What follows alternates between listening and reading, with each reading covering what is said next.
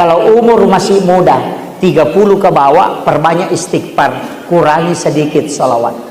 Kalau istighfarmu 10.000, cukup 5.000 salawat. Kalau masih 30 umurmu ke bawah.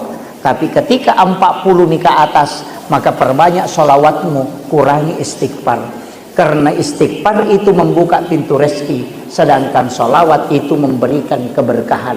Orang yang umurnya 50 ke atas, yang dia butuhkan adalah keberkahan. Anak-anaknya diberkahi, hartanya diberkahi, istri keluarganya diberkahi, kehidupannya diberkahi. Tapi kalau masih muda, minta kepada Allah supaya rezeki, pintu-pintu rezeki dibuka, supaya dia bisa menikah, bisa dapat pekerjaan, bisa memudahkan urusannya. Itu perbanyak istighfarmu, kurangilah salawat. Jangan kasih berimbang. Kalau 1000 salawat, 2000 istighfar bagi orang yang muda.